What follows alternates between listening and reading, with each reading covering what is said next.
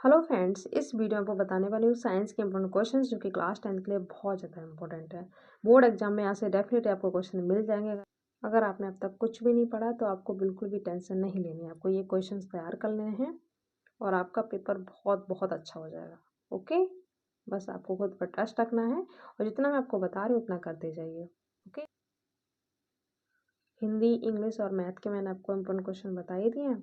इसके बाद आपको एसएसटी के मिल जाएंगे तो वो देख लीजिएगा। ओके, मॉडल पेपर मैं आपको प्रोवाइड करवा ही रही हूँ, वो देख लीजिएगा।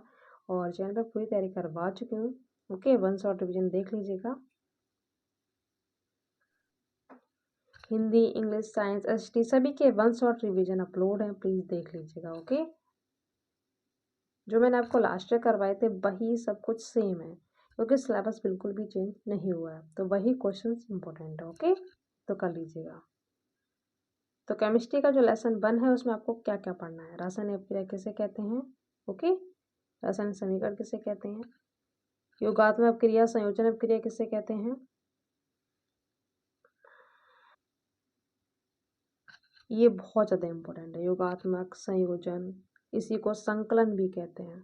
ठीक है, अलग अलग नाम से ये आती है। ये क्वेश्चन मोस्ट इम्पोर्टेंट है, 100% आपको ये मिल जाएगा किसी न किसी बोर्ड में। ओके, योगात्मक बोल दो या फिर संयोजन बोल दो या फिर संकलन बोल दो, बात एक ही है।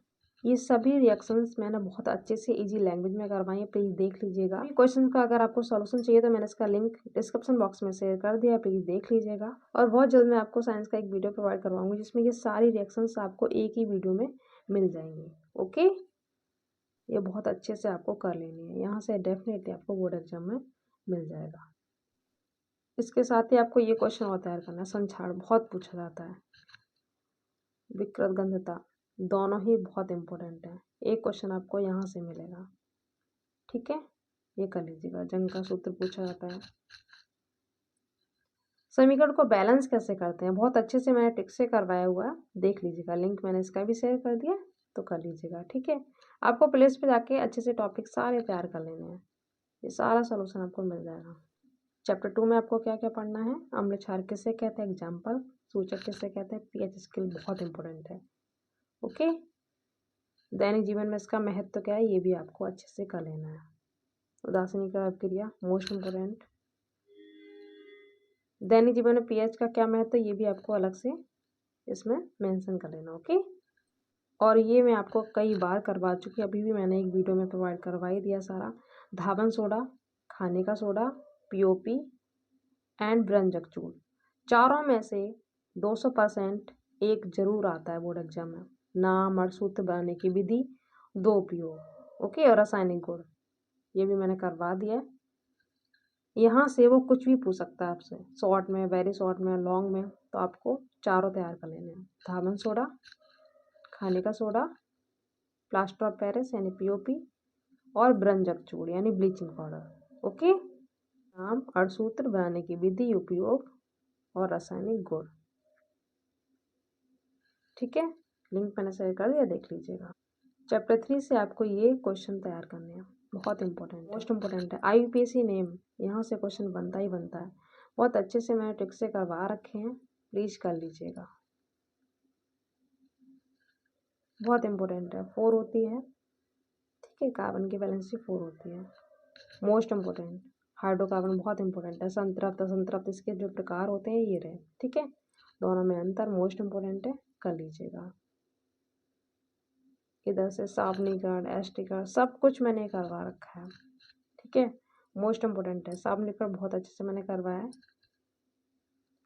फॉर्मूला इसका इतना बड़ा है कि बच्चे देख कर डर जाते हैं, पर मैंने ट्रिक से करवाया, देख लीजिएगा। इसका भी मैंने लिंक शेयर कर दिया। ओके, आपको जो टॉपिक ना आए आप सर्च कर लिया करो।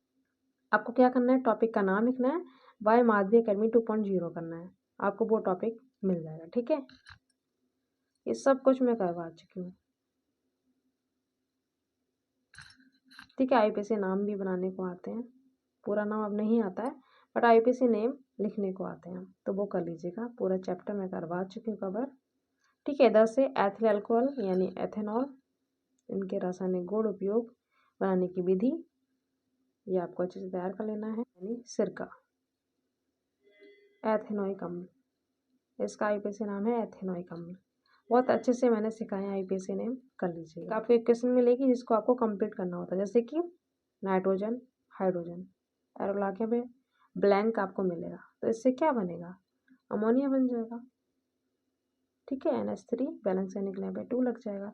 तो इस टाइप से आपको पूरा कंप्लीट करना होता है। और कैसे प्राप्त करोगे, मतलब क्या होता है जब इस टाइप से क्वेश्चन आते हैं ना, तो आपको ये करना है। मेथेन से एथेन कैसे प्राप्त करोगे, तो इसके लिए आपको फॉर्मूले आने चाहिए, तभी आप कर पाओगे। ठीक है, तो इस टाइप से मैंने क्वेश्चन करवा रखे हैं, प्लीज देख लीजिएगा। तो ये हो गए केमिस्ट्री के 4 चैप्टर कंप्लीट। अब देख लेते हैं फिजिक्स के क्वेश्चन। ओके, लेसन 1 में आपको प्रकाश का परावर्तन पढ़ना है, इसके नियम मोस्ट इंपोर्टेंट है ये क्वेश्चन, 100% किसी ना किसी बोर्ड में ये जरूर मिलेगा।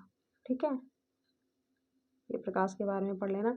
प्रकाश की चाल बहुत पूछी आती है, कितनी होती है, 3 × 10⁻⁸ मीटर पर सेकेंड। 1 शॉर्ट रिविजन करवा चुकी हूँ, सॉल्यूशन आपको एक ही वीडियो में मिल जाएगा, लिंक मैंने शेयर कर दिया, प्लीज देख लीजिएगा। इनकी डेफिनेशंस पूछी आती हैं। ठीक है, सभी की मैंने एक ही वीडियो में करवा रखी है।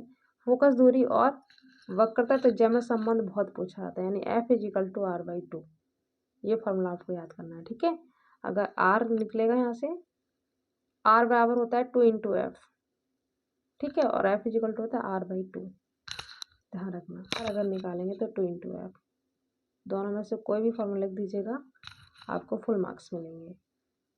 और MCQ में भी ये पूछा आता है क्वेश्चन। प्रकाश के परावर्तन के नियम और अपवर्तन के नियम दोनों ही इंपॉर्टेंट है। ओके, क्रांतिक कोण और अपवर्तनांक में संबंध बहुत पूछा आता है, कर लीजिएगा। सॉल्यूशन आप देख लीजिएगा, इसका लिंक मैंने शेयर कर दिया। ठीक है, यहाँ पर अपवर्तन के नियम फिर से आगे नियम। तो प्रकाश का परावर्तन और अपवर्तन के नियम आपको अच्छे से याद कर लेने हैं। ठीक है, और ये इन सभी के डेफिनेशन आपको पढ़ लेनी है। स्नेल का नियम बहुत इंपॉर्टेंट है, मोस्ट इंपॉर्टेंट, 100% ये बोर्ड एग्जाम में पूछा आता है। इस टाइप से आपको क्वेश्चन मिलता है। देखो यहाँ पर वक्रता त्रिज्या यानी r हमें मिला हुआ है 20, और हमसे फोकस दूरी पूछ रहा है, तो अभी मैंने आपको फार्मूला बताया F=r/2। तो r 20 है, 2 से कट करेंगे तो 10। ठीक है, अब आपको ट्रिक बता देती हूँ। F को जब बनाते तो ये हाफ होता है ना, आधा कट होता है, तो जब भी आपसे फोकस दूरी पूछी जाए तो वैल्यू का हाफ कर दो, 20 का हाफ 10, आपको माइंड में आंसर मिल जाएगा। r पूछेगा तो डबल कर दो। ठीक है, जैसे कि यहाँ पर r हमसे पूछता तो आंसर कितना होता, 40 हो जाता। F पूछा तो हाफ कर दो, r पूछेगा तो डबल कर दो। ये ट्रिक है, ध्यान रखना। बस उत्तल अवतल का ध्यान रखना, उत्तल में होता है आंसर प्लस में और अवतल में होता है माइनस में। ओके, बहुत अच्छे से मैंने नकल करवाए, कर लीजिएगा, ये आपको अच्छे से कर लेने हैं। ठीक है, समतल पर की फोकस दूरी कितनी होती है, कई बार पूछा गया, अनंत होती है। चैप्टर 2 में देख लेते हैं कौन कौन से क्वेश्चन आपको पढ़ने हैं। मोस्ट इंपोर्टेंट, 100% ये हर साल क्वेश्चन पूछा जाता है, आपको अच्छे से याद कर लेना है। ठीक है, दूर बिंदु कहाँ बनता है, अनंत पर बनता है, MCQ से पूछा था, तो मैंने यहीं पर आंसर यहाँ पर मेंशन कर दिया है। स्पष्ट दृष्टि की न्यूनतम दूरी 25 सेंटीमीटर होती है। ये 3 क्वेश्चन कॉमन है, पूछे ही जाते हैं। एक, समतल दर्पण की फोकस दूरी अनंत होती है, स्पष्ट दृष्टि की न्यूनतम दूरी 25 सेंटीमीटर होती है। दूर बिंदु कहाँ बनता है, अनंत पर बनता है। दूर बिंदु कहाँ बनता है, अनंत पर बनता है। ठीक है, ध्यान रखना। एक यहाँ से क्वेश्चन बनता है, निकट दृष्टि दोष और दूर दृष्टि दोष, तो मैंने इसकी ट्रिक बताई थी। निकट में अवतल लेंस का प्रयोग करते हैं इस दोष को दूर करने के लिए। ठीक है, निकट में जब अवतल करेंगे तो दूर में किसका यूज करेंगे, उत्तल लेंस का प्रयोग करते हैं। ठीक है, नाम के अपोजिट आपको रहना है, आपको इसमें डेफिनेशन के अपोजिट जाना होता है। ठीक है, इसमें क्या होता है, पास की वस्तु दिखाई देती है बट दूर की नहीं। ठीक है, ध्यान रखना। और दूरदृष्टि दोष में क्या होता है, दूर की वस्तु दिखाई देती है, पास की नहीं। इस दोष को दूर करने के लिए अवतल लेंस का प्रयोग करते हैं और दूरदृष्टि में उत्तल लेंस का प्रयोग करते हैं। ठीक है, ये स्टार्टिंग के चारों ही मोस्ट इंपोर्टेंट। ओके, निकट और दूर में से आपको एक क्वेश्चन डेफिनेटली बोर्ड एग्जाम में मिलेगा। वर्ड विक्षेपण बहुत इंपॉर्टेंट है, इसका कारण विबग्योर याद रखना। ठीक है, 7 रंग का जो बनता है ना VIBGYOR, violet, indigo, blue, green, yellow, orange, red. Spectrum किसे कहते हैं, ये आपको अच्छे से कर लेना है। तारे क्यों टिमटिमाते हैं? प्रकाश के अपवर्तन के कारण। डिटेल में मैंने करवाया हुआ, देख लीजिएगा, ठीक है। ये आपको कर लेना है ये। तो स्टार्टिंग के 1 to 8 ये क्वेश्चन आपको अच्छे से तैयार कर लेने, ठीक है। ये ज़्यादा इंपॉर्टेंट नहीं है। इलेक्ट्रिसिटी चैप्टर में आपको क्या पढ़ना है? विद्युत धारा किसे कहते हैं? इसका मात्रक बहुत इंपॉर्टेंट है, एम्पियर, ठीक है। इसका मात्रक एम्पियर होता है, इसे ऐसे लिखते हैं। अमीटर किसे कहते हैं? वोल्ट मीटर किसे कहते हैं? बहुत इंपॉर्टेंट है, ठीक है। विद्युत धारा को मापने का जो यंत्र होता है वो कहलाता है अमीटर, और विभवांतर को मापने का यंत्र कहलाता है वोल्ट मीटर। ओके, अमीटर को श्रेणी क्रम में जोड़ा जाता है और वोल्ट मीटर को समांतर क्रम में जोड़ा जाता है। अच्छे से आपको कर लेना है, ठीक है। इसे रोज से लिखते हैं, ये भी इम्पोर्टेंट है। दोनों ही आपको अच्छे से करने हैं। इस चैप्टर के मात्रक बहुत इंपॉर्टेंट है, बहुत अच्छे से मैंने एक ही चैप्टर में करवा दिए, कर लीजिएगा। जो मैंने आपको न्यूमेरिकल करवाए हैं वो कर लीजिएगा। न्यूमेरिकल करते करते ही आपको ये सारे मात्रक याद हो जाएंगे। ये चैप्टर बहुत इंपॉर्टेंट है, ठीक है। तो क्या हो जाता है? आई इंटू टी, बहुत इंपॉर्टेंट है ये। आवेश, ये धारा, ये समय। जूल, वोल्ट, कूलम में संबंध। W equal to Q into V. Okay, विद्युत विभव और विभवांतर की परिभाषा, इनके मात्रक, दोनों का मात्रक वोल्ट होता है, ध्यान रखना। शक्ति का मात्रक वाट होता है, इसे पी से लिखते हैं। और इसका सूत्र धारा प्रतिरोध के पदों में लिखना आना चाहिए, इंपॉर्टेंट है। ओके, सॉल्यूशन देख लीजिएगा, 1 शॉट रिवीजन अप्रूव्ड है, इसका लिंक मैंने शेयर कर दिया, देख लीजिए। ये दोनों क्वेश्चन डेरिवेशन में आते हैं, ठीक है। तो आप ये ना करके तो इसके साथ चॉइस में आपको न्यूमेरिकल मिलेगा, तो वो आप कर लीजिएगा, ठीक है। श्रेणी क्रम का फॉर्मूला क्या होता है? R equal to R1 plus R2 श्रेणी क्रम का फॉर्मूला क्या होता है? R equal to R1 plus R2 dash dash dash, ठीक है। समांतर का क्या होता है? 1/r, जितने भी हो उतने आप लिख लेंगे, ठीक है। अब वायु के क्वेश्चन देख लेते हैं। चैप्टर 1 से आपको क्या क्या पढ़ना है? जय प्रक्रम किसे कहते हैं? पोषण किसे कहते हैं? बहुत इंपॉर्टेंट है, ठीक है। एटीपी एडीपी का पूरा नाम। अंतर बहुत इंपॉर्टेंट है, अच्छे से आपको पढ़ लेने हैं। सारे मैं आपको करवा चुकी हूँ, एक ही वीडियो में आपको सारे मिल जाएंगे, ठीक है। और ये दोनों क्वेश्चन भी बहुत इंपॉर्टेंट है, मोस्ट इंपॉर्टेंट है। ये मैंने सेपरेट करवा रखा है, देख लीजिएगा, ठीक है। दोनों ही मैंने अलग से करवा दिए हैं, इसका भी लिंक मैंने शेयर कर दिया, देख लीजिएगा।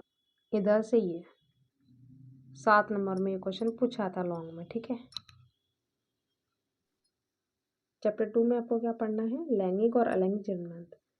चैप्टर 2 में आपको ये अंतर अच्छे से पढ़ लेने हैं, ठीक है। मैंने बहुत अच्छे से ये भी करवाए हैं।